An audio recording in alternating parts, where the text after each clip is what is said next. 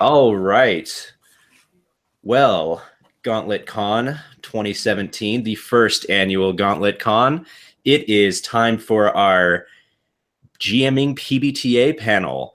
With us this evening or this morning or this afternoon, wherever you may happen to be, is first Lowell, who is author of the Emmy award-winning blog Age of Ravens. Oh, yeah. Yes. Thank you for being with us, Lowell. Oh, yeah. Also with us is Rach. Sorry. I always do that in my head. I'm so sorry. Rach is co-host of the new Plus One Forward episodes. She is also a co-host of the Gauntlet podcast and the podcast It's Like D&D, and runner of many Toronto public games.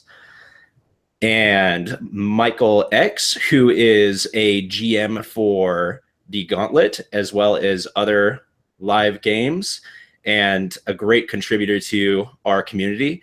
And then I am your panel moderator, David, and I am the co-host of the Discern Realities podcast and a GM for the Gauntlet. Thank you all so much for being here. Awesome. Thanks for inviting us. Absolutely. I'm so excited. Let's kick this off with a general kind of question about PbtA games and GMing. What methods do you like to carry across many, if not all, PbtA games when you run them? Ooh. I'll say I like to always make sure that my players know, like, this is the kind of game that we are running, and have that conversation up front. And I really do that for most any game, but I feel like some PbtA games, if they've played another one, they might need it explained to them that this one is not quite the same. Like, this one is different. Is that a tone discussion or a mechanics discussion you find more often? Usually it's a tone discussion, because the mechanics do carry over, assuming that it's doing a 2d6 kind of stat block. There are some PbtA games out there that don't do that. And Murderous Ghosts is one that uses cards and not dice, and it runs like a very different kind of game. It is very... It calls itself out as PbtA, but it is very different. I think one thing that is interesting, especially when you bring across games and we're playing with new players, is I try to pay really close attention at the start to how people are presenting moves. Because some people obviously go to move first and then the fiction, or they kind of move around it. I want to make it clear to the players that, tell me what you're going to do and we're going to translate that. I don't want to do that hard. I want to kind of softly move that into that, especially if they're coming from a trad background, and go, okay, I see what that move is. Tell me how that looks, and trying eventually to get them over to that fiction first without kind of hard blocking them to, okay, no, you need to do that this way. So I think real careful, cautious awareness of how players are presenting their actions and modeling on that. Yeah, that's good. Do you think that is there a PbtA game where you are not supposed to lead fiction first to get to trigger the move? Or is that pretty universal? I think I always treat it as universal, but now that I'm thinking about it, I don't know. I'm going to jump in here and say that, like, I think that you want to have that fiction first, but it's fair, like, if, the player is not going to have the fiction in front of them, they're going to have the mechanics in front of them. If there's a thing they're trying to do, it's, like, fair to say, hey, I'm trying to open up to someone, and the GM can be like, hey, you're doing it, or I need a little bit more here. Let's try to draw this a little bit further to get to the move that you're trying to reach. I think that, one thing that, as a player, like, there's you can make the move but never speak its name. That's a GM rule that I think when I first came to PbtA, I had read enough, enough books of it that I kind of internalized that a little bit and had to realize, like, hey, like, some of the time you want to work with the GM to get to the move a little bit. Right. I agree. And sometimes I have trouble knowing which move they might be going for, especially in a game like Apocalypse World, where the names of the moves can be very subtly nuanced differently. Like the trying to get somebody to do what you want, where you're just applying pressure, or they actually like violently attacking them, like can fictionally look similar. So it's like, which are you going for? I find in those cases, it's really beneficial to make space for the players to say, well, what are you trying to do? And that happened recently when I was running Alas for the Awful Sea, where we had to make it clear, are you intimidating someone with violence? Or are you trying to manipulate them into doing something with you? Because those are two distinctly different things. Right. Yeah, they got to stop and get their intention. And sometimes people don't want to define that because they'd like to have the best of both worlds. So you got to kind of, get them to that. I'll say a related thing that I'm running so much stuff, I don't pay all that much attention to the moves that each playbook has. So I try to stress to the players, it's incumbent on you. If you have a move that is triggered or something happens, you need to call that out for me. And that's a case where they probably aren't necessarily going to be going fiction first. Maybe later, once they've played a bit, they'll figure out how to do the fiction first to set it up. But, especially games with a lot of sort of discrete active rules, I'd say the Sprawl has a lot of moves that you go, okay, I've got this move to do this thing. I want to do this. Okay, let's work through how you do the fiction of it. And that's one where they do call the name in some ways. Yeah, I mean, it's almost like, another way of saying it would be like the fiction is fundamental, but if you have something that you're trying to do mechanically, like don't be afraid to call that out and say, this is what I'm going for here. Because, as Rach mentioned, like there's the intent involved. I mean, you could be brooding and trying to gaze into the abyss, or you could just be trying to turn somebody on. The intent makes a big difference between what move is actually triggered, which makes it that, means that, even if you're experienced with it, there can be different cases there. Yeah. Okay. What other methods and things do we try and carry across all PbtA games? I always check in with my players in terms of what is your intent with this character, which feeds back into our last point. So, for example, at a convention, when I was introducing Urban Shadows to a bunch of players who had never touched a Powered by the Apocalypse game, I said, look at the playbooks, figure out what, urban fantasy trope you really want to play, then read over that playbook to see if that fiction in there matches what your intent is. Is that part of your the character you want to play tonight? Or do you have an idea in mind? You want to come back to me and we'll find you a playbook that is more suited. And in long-term play, it's checking in and saying, so this is how I'm interpreting your character and how you're putting them forth. But what parts am I not hitting? What do I not quite get that, you're holding close to your heart and you really want to explore, but for other reason, whatever reason, we keep missing each other. Yeah, that's good. Especially for convention type situations where you're not going to be playing with familiar people. And it's a little bit more challenging in that regard. But it even goes back to the idea that we brought up is, as a GM, it's very difficult to keep in mind everything that's in every single playbook. Oh, yeah. And there could be a certain selection one of your players has made saying, I want to focus on this parts of this playbook. The Serpentine, for example, in Monster Hearts, I really had to sit down with the player in my Monster Hearts campaign and what parts of this playbook really grab you, because we completely missed each other. She had expected one thing and I was anticipating another, and we just didn't connect at all. Yeah, I've seen that happen with different interpretations of the Scion playbook. It's an alternate playbook in Dungeon World, and people bring different tropes with them to the table and what they're thinking that is, and that can mean different things for the GM who expects it to be one way versus the player who clearly has a different idea in their mind. So, yeah, that makes sense. Any last things on methods you would carry across all PbtAs? All right. Well, we've got a question from Ollie who's watching. How do you come up with 7 to 9 results on the fly? So thankfully, lots of moves had defined 7 to 9 results, but there are some that don't. What tricks do you guys have for coming up with your quick 7 to 9 outcomes? I find it easy to twist the hard move you have in the back of your head in that moment. So consider if it's an example like a hard choice or is it like a tough choice or a hard bargain or something like that is often like one of the more wishy-washy 7 and 9s. I think of what would be the hard move, and can I present the player a hard move that feels actionable rather than crushing down on them? My favorite is hurting or breaking something that they like.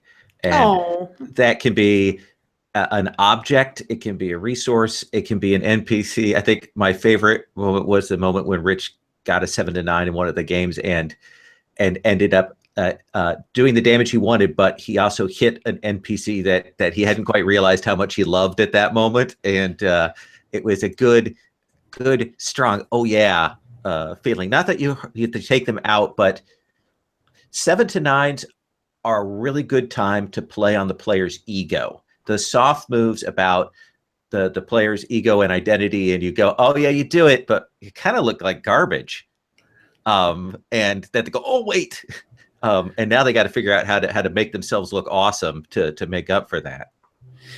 Yeah, I usually think about it in my mind as I'm formulating a 7 to 9 result. I'm like, you do it, but there's this other consequence, and that consequence is like generally, either your equipment gets tested or kind of run through the grinder, or you're putting yourself in a more dangerous position by being successful, or you're putting somebody else in a dangerous position by being successful. Or if you want to continue to have the success that you're having right now, you're going to be leaving one of your companions in a threatened position.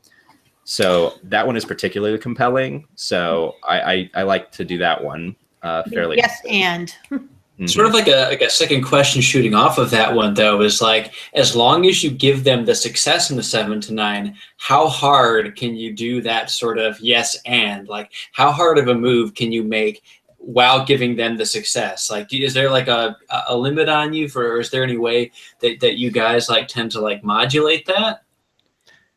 I think that's a really good question, because I think that is the sort of Damocles hanging over that is, I want to do this, but not negate their success. And I usually end up all of those descriptions by going, does that sound cool? Does that sound good? Are you still getting what you want out of it? I'll explicitly meta ask that. Rach, I interrupted you though.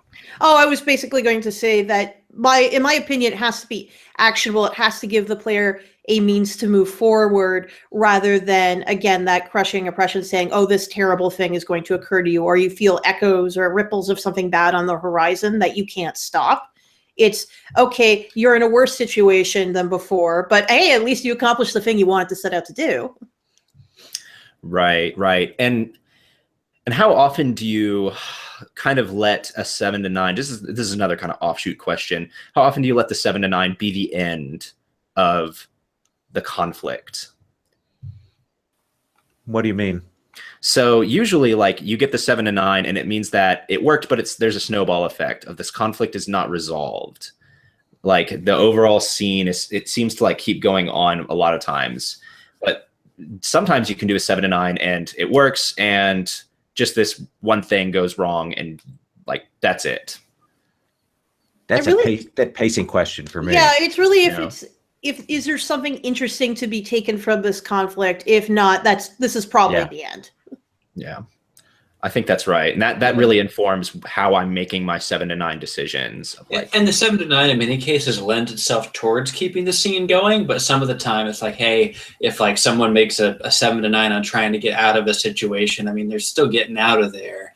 I mean, there might be some they leave behind, there might be some loose ends here, but if the scene is winding down, obviously, it makes sense to let that scene wind down. That said, the 7 to 9 does have a tendency towards keeping things going a bit and leaving loose ends, even if you do close that scene. Yeah. I think pacing is a huge issue for PbtA GMs. It is one of the things that you have in your court to kind of control and shape. And good PbtA GMs are conscious of pacing and keeping that rhythm going and moving and cross-cutting, but using those 7 to 9 results to keep up the momentum, or go, okay, and now we move on. We don't linger on those things.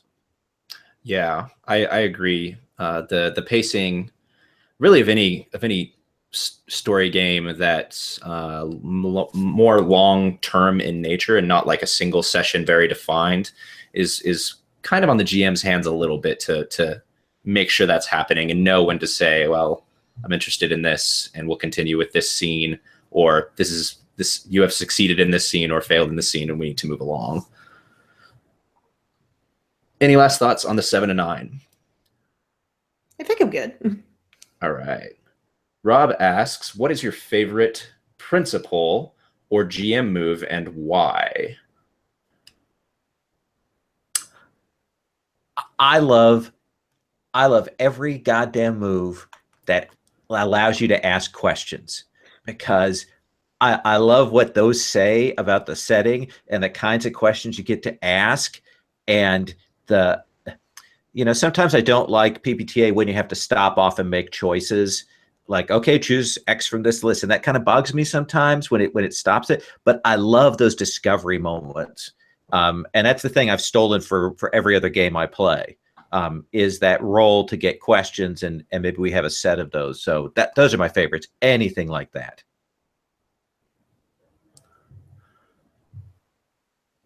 I like the being... Oh, go ahead, Rach. Oh, I was going to say, I'm still a big fan of the characters, because I think that part of sort of GM concepts gets a little lost in other schools of GM thought. So, I mean, it brings forth the idea of you're really just playing the game to figure out what these people are doing and why they're interesting. And it's a little bit on the nose in terms of a principle, but it's always a good reminder to be like, okay, I'm not here to tell my story. I'm not here to show my beautiful world building. I'm here to play with these people. And I, can beat down a little bit upon the characters and the players. But really, at the end of the day, it's about how cool and awesome they are and how they overcome the challenges I'm going to put in front of them. Yes, that is the one that I was going to highlight and say. I was like, being a fan of the characters, I think, is so fundamental to Powered by the Apocalypse games as a principle, because, and I don't think it's just for the GM, I think it's for everyone. Mm-hmm. If everyone is a fan of all of the characters, we can do so many great things with the story and have permission to, put them in dangerous places, and it's not an adversarial thing anymore. Like, that was something that I experienced in more traditional games where there was this adversarial relationship between the GM and the players, and that's not what happens in PbtA games in my experience. I like to think of it as play the character that you want to see fan art on Tumblr for. Coming from a fangirl background, it speaks to me. Yeah. And I would say that on some level, that's almost like essential to a lot of these games. I mean, people often online will ask questions like, okay, just jumped into Dungeon World. Like, how do I balance this? Like, how do I make sure my player characters won't be like whooped? And like, you can be as hard as you like on the player characters, basically, as long as you're a fan. That's one of the things that, for me can be kind of tricky. It's like, I don't like to be the bad guy, even though like being in that seat like means that you have to be a bad guy. But that's where being a fan of the player characters comes in, and fronts help with that as well. But in terms of just looking at the principles, just being a fan of the player characters, includes that willingness to put them in danger, put them in situations that are, seem improbable or difficult for them to overcome, which definitely helps out. I'll say one other thing that PbtA really, really reinforced for me, and I've seen other games now borrowing this it really explicitly, like a lot of the Mutant Year Zero, those free league games and stuff, is if you've gone to a roll, something happens. If you've bothered to make that roll for the dice, something has to occur. Some bit has to roll out of that. That nothing happens is not an option, or you fail. Roll again next round is not an option. Well, things happen, the fiction changes. That's one of the core concepts in Powered by the Apocalypse. Mm-hmm. Yeah. I haven't gotten my favorite in, and I don't have one, but one I've been thinking of about a lot lately in the past couple of months is bringing the players together, which is something in Monster Hearts. I know it's a GM move in a few other games, because a lot of PbtA can kind of trend towards everybody doing their own thing in their own space. But I always like to keep in the back of my head like one I feel like set piece is kind of it's the right and the wrong word, because it doesn't have to be a spectacle, but like any moment in a system where players can be doing all sorts of different things, any moment that gets everybody in one place can be like something of a set piece. It can be like a big moment, which is something I've kind of started to consciously build into my plate. Not something that happens every session or all the time, but it's something that I've always got like on hand to kind of keep things centered, keep everybody together. It's a great way to just ratchet up the drama a bit, just to get everybody together, basically.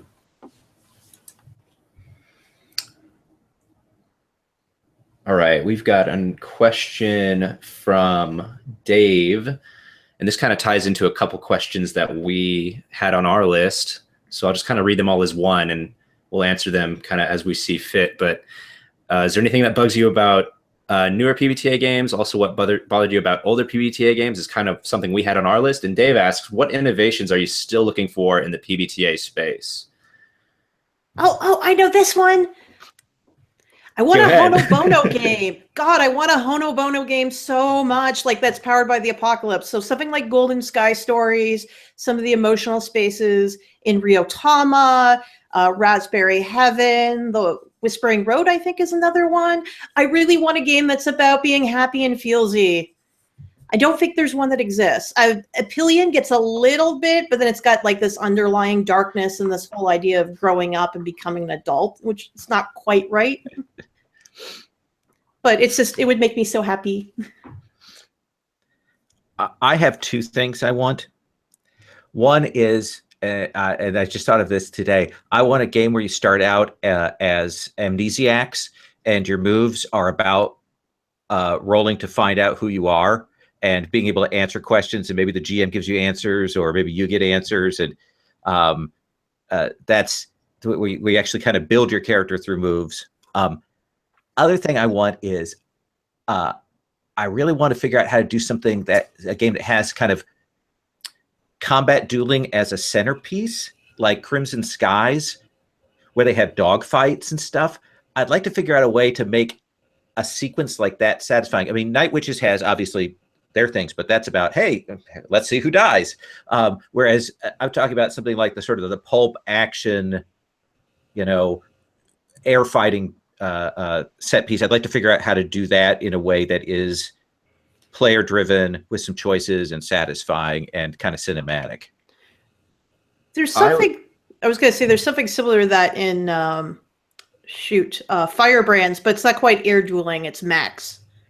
Okay. So, and that's a really odd Powered by the Apocalypse game. That's sort of like very left of center. I didn't even realize it was PbtA. Well, it technically is, but Vincent can say. Okay. Let's not go down that road. Please. This may be out there and I'm not aware of it, but I really think that PbtA could produce a game that tells the story of World War II soldiers or Vietnam soldiers in a compelling way, and I would be living for that. Ooh, really? Yeah, I love that kind of story. That Saving Private Ryan, that Band of Brothers kind of story. I think that there'd be something there. I think it'd be a game where you would retire a character like every other session, probably, either because like they get wounded or they die. Wow. I think it could be cool, but I haven't seen anything like that. Are you guys aware of anything like that? There was some MASH but that's MASH essentially. In this case, I'm imagining you start with a stack of character sheets, and it's almost a funnel, but it's going to be more about the emotional space and what you do. Yeah, like way rather more than about the burning emotion. characters. Yeah, it's way more about the emotion than you obviously you're going to have fight sequences, but it would probably be a little bit like Night Witches. Like you'd have like battle sequences, and then you'd have like, camp or marching sequences. I don't know. It's something that's been on my mind lately. Yeah, there's some of that in watch about that sort of stress of being out on patrol. It's something that'd be interesting to borrow from. It'd be fun to do where you had a unit playbook and like build up at the start a list of names for the unit, and then when somebody does, pass on, you have to take a new name. Yeah, you have to pull one off of the list, and like, man, that would just be really. I think it could be really deep emotional play that would be good in that. That's heavy. I would say for me, like my the two games I would like to see. One is like my ideal like Star Wars thing, and I have like a very specific concept of Star Wars that differs from like a lot of people's concept of it. It's got to be the revolution against like the evil empire. Like I think that a lot of like sci-fi like that kind of gets away from that like straight up raw revolution, which for me is what my ideal would be there. And the other one for me, I could go for something like what I think about a mix of office culture and just like dramatically charged like everyday life stuff, which I don't know if there's like a system out there quite for that. Like, and almost like if I were to do it like, or if I were to look at it, you could take that different places. Like it could be, something like Mad Men, like more dramatic, or something like Silicon Valley, where you could play it a bit more for humor. I don't know, but putting people in like realistic situations is something that really hasn't been done, as far as I know, too much at all within PbtA. Yeah. That's something I would definitely be interested in. Yeah, I can't say I've seen that in PbtA. I've seen that kind of thing in other story game systems, and it works pretty well. What do you think would be the benefit of a PbtA style on that? Well, I think PbtA is a robust and very solid system for a lot of things. I don't know if it would be the way to do it, because PbtA tackles genre really well, which if you look at like what defines genre, one of the things that defines it oftentimes is being a step away from everyday life, a step away from like realistic fiction.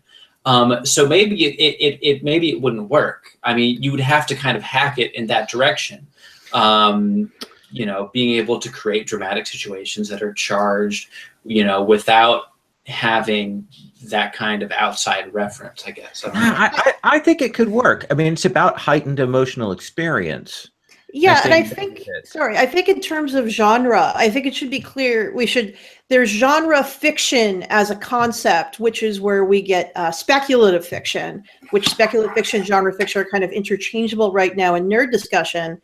But when I think of genre, office space drama or comedy, that's a genre that exists of storytelling. You would just have to sort of sit down and pull apart which parts of these stories are actionable, what moves the plot forward, and how do I put that into game mechanics? Yeah. Neat. All right, let's see. We've got more questions coming in.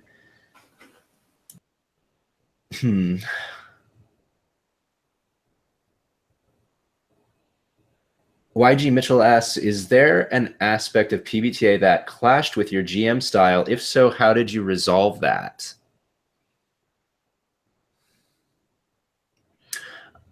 I will say I came from a background where it seemed expected that you would be very much more like on rails, and very much more every aspect planned. And how I resolved that is I didn't do prep like I would do for those games. It felt uncomfortable at first, because I was like, well, but I don't know what's going to happen. And then it's like, well, that's okay. You don't have to. You'll figure it out, and you'll figure it out with everyone else at the table. So that was for me. I think that one of the things is, if you come from a trad game, and even trad games that aren't necessarily combat heavy, the obvious consequence for bad actions is taking damage, taking harm, and getting out of that mode of going, okay, well, you do this and you fail, so you hurt yourself, and only falling back on harm as a hard move if it absolutely fits, and figuring out new ways. That took me a while to get my head around. That's a good one. Yeah. Yeah, because I say when I ran Crow's Mantle for Rich and stuff, it took me a while to go, okay, I got to stop. I've got to figure out what are other consequences here, because I keep in a combat, it doesn't need to be harm. Other things can happen. I've got to really think about that.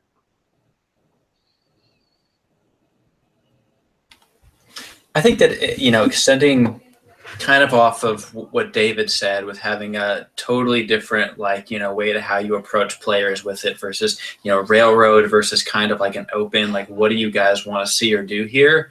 The two things that make that tricky for me, you know, one is prep. You know, I still feel like getting ready for, you know, any kind of PbtA game, it's like I should be doing stuff. I know the things I should be doing. There's like 10 of them. There's not really that much busy work involved, aside from like pulling relevant images off of like Pinterest. That's the only thing to me that feels like busy work. And I actually like that. It's a little bit of a relief in between, like figuring out, okay, what does everybody want to see happen here? What would be cool to extend to this character? Like, what can we be doing with like this particular front? But, you know, still a lot of prep for me, like, you know, involves just kind of like spiraling out ideas for, you know, hours like of spare time before, like, you know, half an hour before it starts, being like, okay, this is where we're going to cut in.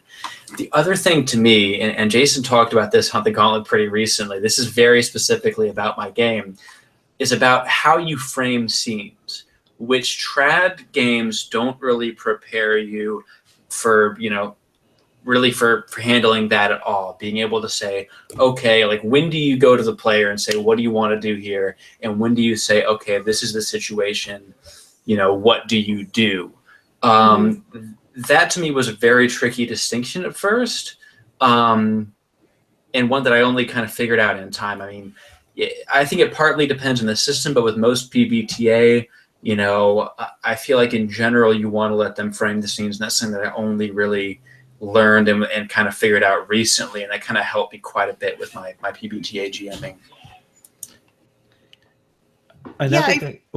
Sorry. I already talked. Yeah, I think I did come from more of a trad background briefly before I got into Powered by the Apocalypse. And it was the idea that if you didn't prepare a lot ahead of time, you were a bad GM who was slacking off and disappointing, letting down your players.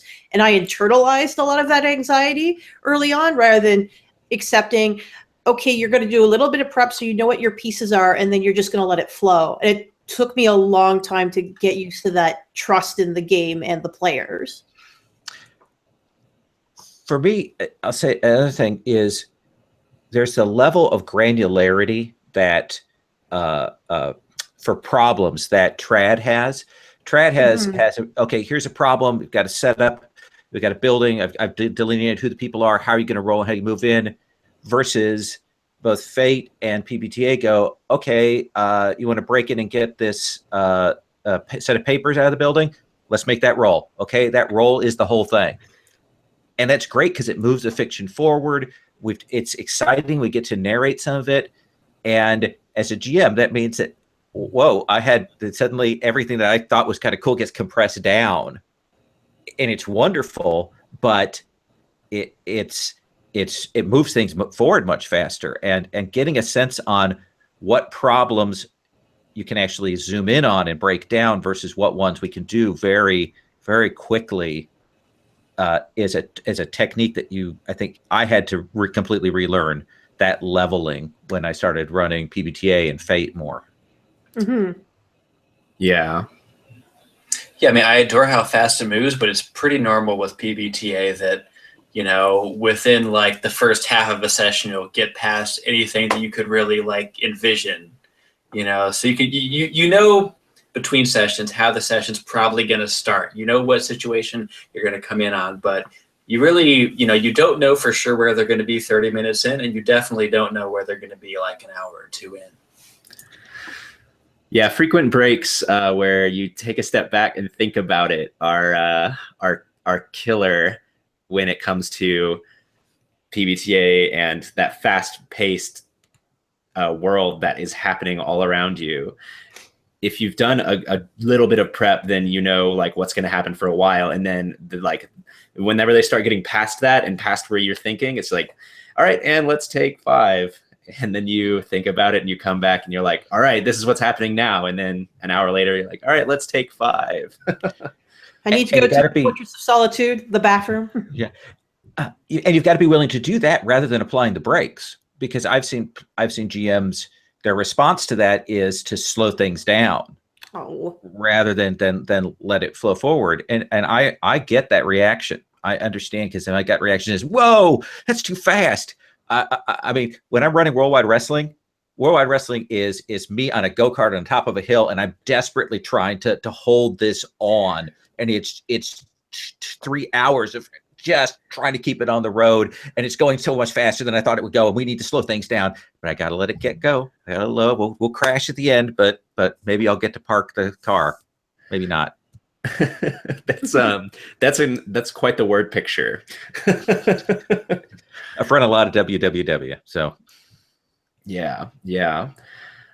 I've also been in games where things are progressing slowly, and your players are really just into this moment that they're having, where they're just in a tavern or something, and the tavern is strange, and they're enjoying talking to each other and bantering, and then, like, you know, watching the strangeness around them happen. How do you guys as PbtA GMs, how do you feel about, like, letting those things breathe? Oh yeah. Versus, I mean, how long do you let it breathe before you jump back in? Let it breathe till there's a lull, basically. Just let them have that space and focus on their characters. Listen in, because you might learn some interesting things that you can take action upon later. But just wait till there's, like, that logical, natural point where you become a GM again. Yeah, there's that phrase of when the players look at you, which always seemed really dopey to me when I read it. But as Rachel just said, it is the thing, is there is that pause when, okay, now I'm going to put myself back in to quietly move us forward, you know? Yeah, I think that's a good phrase to have. It's a little harder on online GMs, because it looks like they're always looking at it. But there is usually a pregnant pause of, like, Yeah. But as an online GM, you've got to give it a couple more seconds, because you don't know what's delay. You don't know what people are waiting for another player to act. I think it becomes significantly more challenging online. Mm-hmm. Mm-hmm. Kate asks, do you prefer the hard versus soft moves, or do you enjoy the scope of hard versus soft moves? So gets into some interesting minutia. And I misspoke earlier, because I said hard move in terms of a GM reaction. But I guess the question is, would you talk about hard move and soft move, rest of the panel? How would you describe those? So my hard moves are oftentimes, like, from almost a sequence of events of a front. Like, that is a hard move to me. Mm-hmm. Or that's usually what a hard move is for me. It's like, okay, now this is happening, and it's escalating. Like the time you chopped off Desmond's leg. It's like, when we get 3 6s in a row, it's kind of like, you guys earned this. Yeah. Well, that could happen on a soft move too, depending on the monster move. But yeah, like, or it's something very dramatic and game changing like that, like in a big way. Like, your life is now significantly different. Mm-hmm. For me, it's all impressionistic. A hard move makes you go, and a soft move makes you go, oh God. You know, that's the difference in emotional reactions I want between a hard and a soft move. And I'm more thinking about that reaction than I am classifying it. I know it falls into the classifications, but you know, that's what's in my head, that it's gonna sound tacky, emotional truth about this, but that's what I want, is that feeling of what's happening to fit hard or soft. Save me, Rach. So I think what Kate is getting at, as someone who talks to Kate at all, there's one school of thought that says a hard move is a move that a GM makes as a reaction to a failed roll, while a soft move is a setup to have the player react to something to hopefully make a roll and either trigger a hard move or trigger a player success. The scope of harder to softer moves is something used, I think it's introduced by Magpie games, where they say a move's a move. A hard move is a more aggressive way to push back on the players, while a soft move is like a GM move where you're announcing off-screen badness, basically. So I think what Kate is saying is, do you prefer the school of thought where a hard move is your reaction to a player and then you're doing setups, or are you the school of thought of where the player rolls a 6-, do you use it as an opportunity to do a setup rather than just always make an aggressive move? Does that make sense? Yeah, that makes sense. Rach, you're awesome. I got to lean to the Magpie side on that. That's where I fall, I think. Yeah, because that's where I lean more towards as well, because there's sometimes where you're the point of the story where a very aggressive move doesn't make sense, but you're in an ideal spot to set up what could be happening, set up something bad about the world, push your players gently along rather than, exchange harm as established or something like that.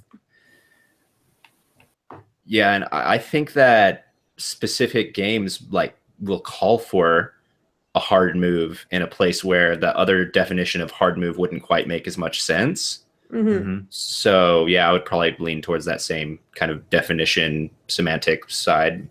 But yeah, at the end of the day, it does seem a little bit just kind of semantics to me, but I don't know. It's semantics that's occurred within the community. Yeah, I do think when you get a fail, that is a point at which I, as a GM, I do pause and go, all right, is this a time to really hit hard? Mm-hmm. I have narrative permission to do that now. Is this a place where I need to do that? And so there's maybe that break for me, but I still fall into the more mushy break between those. Right. I think that when you're playing, things get naturally a bit mushy. You're doing what makes sense within the fiction. It's good to think and talk about what hard versus soft is. But at the end of the day, you're responding in a way that's fictionally appropriate. And I read the moves beforehand. I have thought about hard versus soft. When it comes down to the dice on the table, it's my real question is how actually hard am I going to go on them right now? In the actual heat of the moment, it's not crazy complicated for me. I mean, I know I do what feels appropriate, basically. It's a useful distinction in the way that the principles, the GM principles are, when I go to look at a game and I look at what it says the hard or soft moves are, that tells me something about what the game expects. And I think that's more useful for me. It's a way for me to go, okay, I see what's going on here, what the game is intending. So I think that in a way is a kind of principle. Yeah. I would tend to agree. There's a second distinction there as well between the hit and the miss that most games tend to make. That on the 7, you at least succeed in what you're doing, and I don't feel, as long as I don't void what they did, as long as I don't say, oh, you succeeded, but the drawback completely negates that or totally ruins that. You get a hit, there's a drawback as well, but you're at least getting the hit, even if it's a move that seems fairly hard. I mean, you got what you wanted, basically. Mm-hmm. Yeah, and I do want to, since we're kind of talking about it, I think there is a good distinction between a 6- being a fail or being a miss, whereas a miss might mean they still do it, where something else happens, something other than that bad. That's a common GM move, MC move, though, you see with newer games, which is one of your moves is they succeed at a cost, or they succeed, there are consequences. Right. Or or they succeed and something else entirely happens that's not good. It might not be even related to this, I think is something that you have permission to do when it's the 6- triggers a hard move. And I've used that in different scenarios to kind of keep this bigger idea of pacing going along, but also advance something else that I want to see happen. Makes sense. Next question. Next question.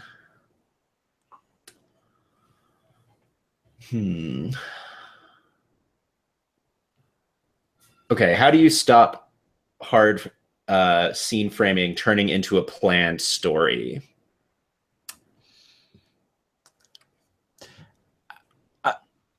Well, there's some players that kind of min-max on their characters that come out of that stage of trad games, maybe where they approach PbtA and they're still trying to build certainty into their characters.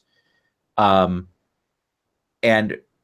when I see people doing that, that's when I'll watch what they're doing with the scene framing. That's sort of a flag to me to watch that.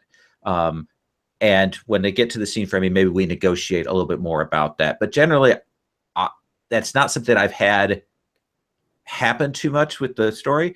One way that you can do it is by breaking it off. If they start going on, go, okay, well, let's get to the roll, or let's see what other people are doing there to kind of cut away from that. Because once other people get into the mix, whatever they have planned is going to go up in flames. It's all gonna burn. If I have just hard framed a scene for my players, typically when that scene is resolved, I will like to kind of ask them and check in and see what they might do next, so that I'm not framing the next scene, and that way you can kind of get off of that potential trail of just, now I am telling you the story, which I think is what Ollie's asking about. Okay. I think. Oh, sorry. Go on. No, you go ahead, please. I think checking in and having that negotiation with players is very important. You can. I will end scenes and turn to my players and say, where do your characters go next? What are you expecting to do?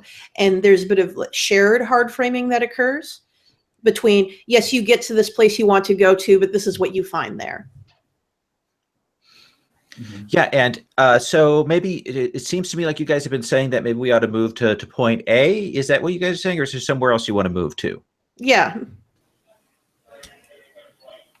I mean, if you're letting your players drive part of the game at least, then you're moving away from the idea of the GM having a story and we're all going to get on this railroad and go where it goes. Mm-hmm. And I think hard framing is completely fair as a way to not just launch a story, but you kind of do set a framework, which especially like in a short campaign, you probably want to have, some NPCs around. You want to have a starting scenario, and then, you check in, see what the players are interested in, see what they want to do, open it up from there. I think it's fair to create that hard framing, which, maybe points a couple different directions while leaving things open, but you want to look in and see what the players are interested in, pretty quickly after that. Yeah. All right. So we've got about 10 minutes left in this. Are there any other questions that you guys are just dying to talk about or answer here, or do you want me to keep going off the list? You are the moderator. I'll let you let's let you hard frame the panel discussion. Need to hard frame this discussion, yes. Gotta hard frame it to get this satisfying finish right here. It's how you control your pacing, right? So here we go. Fowler wants to know, how do you get players to pursue or create a compendium class or suggest a custom move? And I think there are games that lend themselves to this better than others, like games like the Warren that have a built-in way of creating a new move. And I would not be adverse to carrying that one across to other games if you think that it's interesting. I like the Warren because it's so baked in, and it kind of there's a limited, highly visible pool of what the moves are and what they can do. It's easy to make those up. When I've pushed in other games to have people make up custom moves, they don't want to. It's not as they'd like to look at the moves they've got or do other things. It's not been a thing as interesting. The Warren keeps it so simple and accessible. So I think that's what has to happen to make that really work. But I say that you may have had other experiences. As someone who hasn't yet played the Warren, can you guys distill what this move creation process is in about 30 seconds? The rabbits only I know have what the word is. I just don't know. No. I'm saying Yeah. the rabbits only have like 1 or 2 moves at the start, and they come from a big master list of moves, and they're all incredibly brief, evocative little ones. And essentially, they're very simple. You can easily look at the sheet and get what they are. There's a move in the game, then do something new. And if you do something new, you can make a new custom move, and you've got this like quick model for that. Right, but you have to first succeed at the doing something new. Otherwise, it's like, oh, geez, I'm never going to try that again. Yeah. So the other part of that is, do you need another move? Because sometimes you've got moves that cover it, and you don't always need more and more moves. But if you want like a more specific kind of outcome or a more controlled outcome, and it's something that the character is interested in, because they think that their character has, more of an expertise in this, so they'd like to have more defined outcomes, then it might not be a bad idea to say, well, let's hammer something out, and what would be reasonable, and have that conversation with your player. Yeah, it seems like it's a very conversation-focused concept. I can think of a couple of games that do allow you to modify moves or create your own moves. I think for the leveling process for Alas to the Awful Sea, which I ran recently, that's why it's off the top of my head, that's part of leveling is you start making moves and they give you a structure, but it's meant to, I think, show how your character's relationship with the Nazi is developing. I'd have to go back and look at it again. And of course, Dungeon World, of course, being infamous for the amount of hacking that goes along in there. But then I can think of the whole idea of custom playbooks, I think, is an interesting spin-off of this. When I first started getting into Powered by the Apocalypse games, we were playing Monster Hearts, and there are just this whole rainbow of custom playbooks for that game. I guess the question is, would you allow your players to make a whole playbook and bring it to the table? I would have to know them very well, and I probably still want to read it beforehand. Yeah, I want to talk with them about intent, but yeah, I agree that I would want to be somebody that I trust and have played with to have them do that, or they'd have to ask really, really nicely. I really want to play this thing. Michael, you have any thoughts on this? I think that most PbtA systems don't really point towards the players creating custom moves and creating custom classes. Like, it's not cooked into the stuff that the players like ordinarily look at. Like, it's definitely sort of on the table, but when PbtA typically talks about creating custom moves, it's generally in the GM section.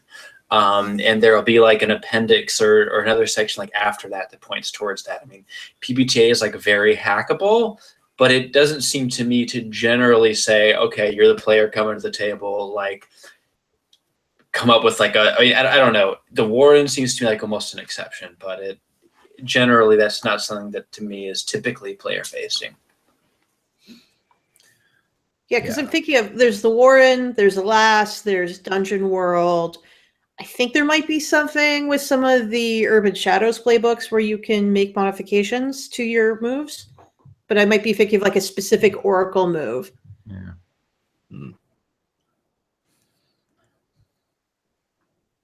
Okay, last question, and it's kind of a strange metaphysical question from Ollie that we have here. Where did it go? Which game do you think is the purest expression of PbtA? That's a loaded question right there.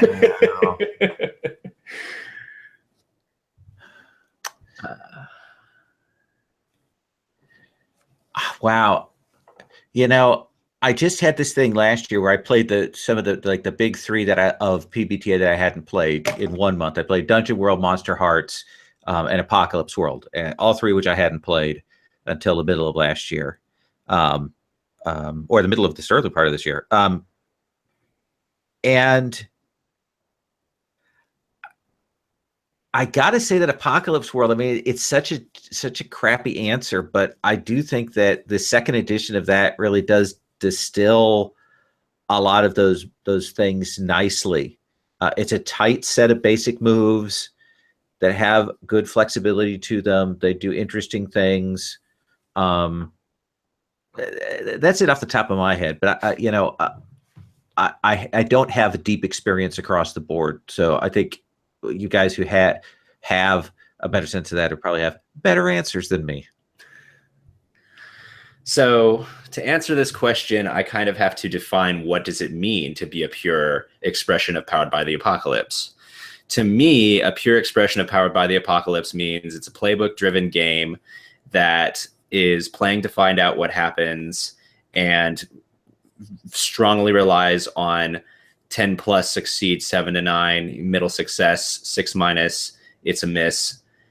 And for me, the best example I think of implementation of that is still Dungeon World. But I'm incredibly biased. I have a podcast all about Dungeon World. So that's my answer to that question.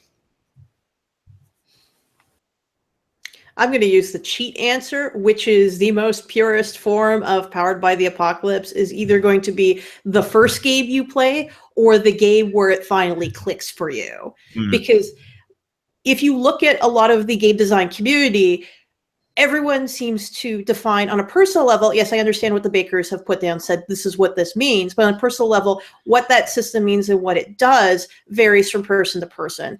You look at the Sprawl, and the Sprawl has a fixation on clocks, and you have other games that don't talk about clocks at all. It's my favorite example. And Blades in the Dark is another, if I'm not mistaken, clock heavy game. Yeah. Mm-hmm. World of Dungeons, someone suggested. Yeah, I would say the obvious answer for me would be Apocalypse World. Otherwise, I don't think you can define it clearly what the pure PbtA is, but I can sort of picture 4 people passing around 2 dice and rolling everything flat and making up moves as they go.